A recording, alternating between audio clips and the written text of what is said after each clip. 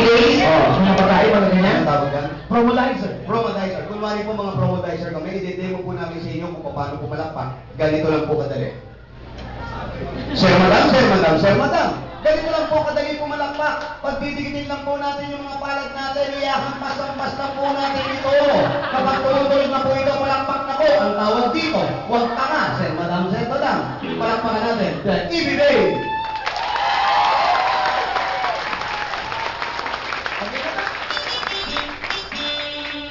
Marami pa rin tanga. Meron pa rin. Anyway, sanay na kami dyan.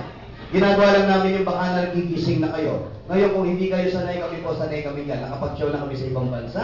Hindi naman buong mundo. Pero nakapag-show na kami sa ibang bansa at halos gabi-gabi nagsushow kami dito. Yan po ang napansin namin. Tayo pala talaga mga Pilipino, isa tayo sa pinakamahirap i-please na tao. Oo naman, nakita natin yung difference. Pinoy, mahirap i-please talaga. Ang Pilipino kasi kailangan sabihan mo pang wala pa kayong mga kamay, palakpakan natin si ganito, palakpakan natin si ganyan, bago gawin yung utang na loob na palakpak na yan. Unlike sa ibang bansa, mga kaibigan, pagkanta mo, palakpakan na tayo. Pag ginanon mo yung may mukhang, kanta sila. Pag may bumaba, iyahatid ng palakpak. Pag may pumanik, sasalubungin ng palakpak. Pag may nag-joke, papalakpak, sisigaw, tatawa. Masaya yung mga tao, tapos minsan standing ovation pa pag pumapalakpak. Dito sa Pilipinas, dumudugo na ang ulo mo, nakatanga pa rin ang mga tao. Magtataka pa, ay, putang ina, dumugo. Tapos yung kasama, ganun din, ha? Dugo ba yan? Mga kaibigan, Comedy Bar po pinasok nyo, lalo ngayong malapit ng Kapaskuhan, wala pong pakialaman. Correct. Hindi po kayo humihingi ng pambayad sa kabilang table na katabi ninyo na para mahiya kayo. Kung gusto nyo sumigaw, sumigaw kayo! Kung ayaw nyo sumigaw, huwag kayo sumigaw! Kata mo, may sumisigaw nyo? Ano mo, kanya-kanyang tinig talaga yun? Kanya-kanya lang yan, di ba? Patay lang yun, gusto nyo sumigaw. Ngayon, number one problem namin sa Comedy Bar pag may nakikita kami mga bata, may mga green joke kami nagagawa rito at mga murahan. Nagdadala kayo ng bata, ano to, Jollibee? Babae, problema pa rin natin ng babae. Pag kinakausap mo ang mga babae, ganyan. Excuse me, taga saan po kayo? Bago sumagot yan, may ugaling hapon. Gaganon muna. Galit pa yan. Ako? Kanina, nakausap ko yung ilaw na yan. Pag sa inyo po nakaharap, kayo yung kausap. At ugali-ugali ng mga babae, habang kinakausap ko, habang nanonood ng show, ayan, mga nakaganyan. Ano tawag yan sa nakaganyan? Nakaganyan? Ninoy! Kalumbaba, di ba? Tapos yung iba naman, ayan, nakaganyan. Ayan, mga nakaganyan. Ano tawag yan? Nakaganito?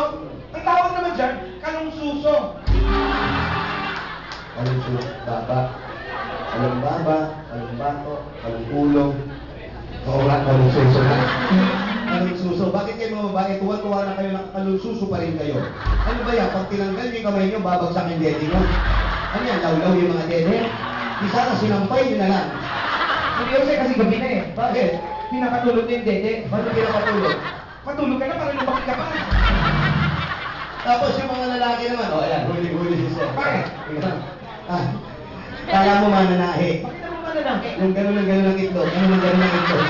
Ano ba tawag sa kuya? Kung buya ko, mga kaibigan, Comedy Bar po yung pinasok nyo, wala pong pakialaman dito. Unang-una sa lahat, wala pong lugar ang mga taong pikon dito sa Comedy Bar. Importante po yan! Yung mga taong pikon ngayon pa lang po, maluwag po ang pintuan, doon na lang po makinig kayo sa labas. Opo, kung sakasakali kausapin kayo, biruan lang po lahat ng nangyayari dito. Kung tinatamaan kayo, hindi po namin sinasadya. Sir, first time nyo. First time, biruan lang po, nakita ko tahimik kayo. Biruan lang po nangyayari dito. Ha? Pag sinabi kong pogi ka, joke lang yun. Ha? Huwag mo magpapalisipan, ha? Nakamahal, kung bakit kayo pakikita ka dito? Ang mahirap yan, panguhin mo lang na, kung ang kinakala mo pogi na. Yun, joke lang pala. Kasalanan pa natin tuloy. Correct, mga kaibigan kayo kung ayaw nyo makarinig ng mga bata.